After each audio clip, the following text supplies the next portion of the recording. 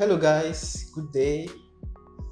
So today we're going to learn how to dynamically add styles to a React application. So in our VS Code, we have a folder that contains our React application, styling React app. So in our terminal, we run npm run start to kickstart our React project.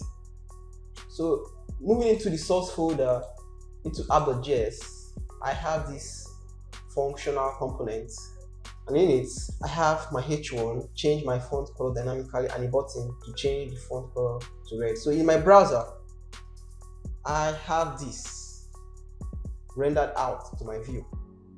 So I'm going to click on this button, but right now the color isn't going to change because we haven't added any functionality to it yet.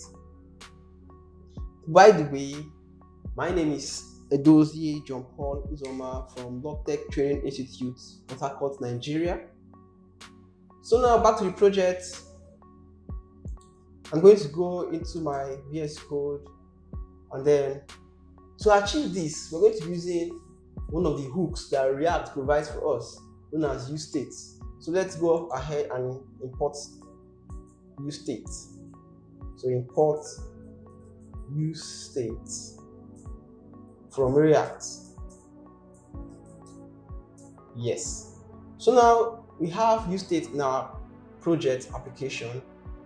So now inside my function, I'm going to destructure two important values that useState returns for us, which is the data or the state itself, and then a function to set or dynamically change the state of our value. So now from use equals to useState, and then I'm going to set the color to black.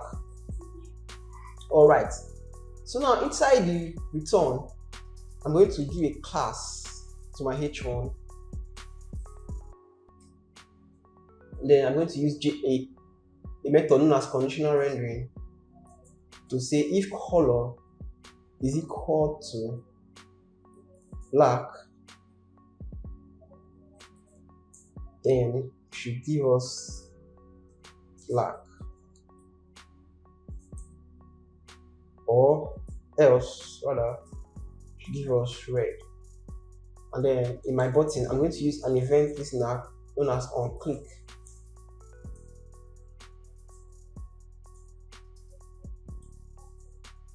to set the color to red. So right about now, nothing still works when I click on it because I haven't added the styling yet.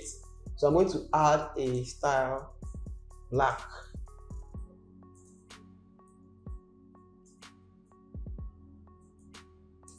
So color change to black. And I'm going to duplicate this for the red, and also change this to red. That's it. So now you can test it, and if I click on this now, it should change the color to red. Wonderful. So guys, that's it. That's the end of this tutorial. I hope we understood something and learned something as well today using useState and how to destructure the two important values from useState. And that's it guys. Thanks for watching.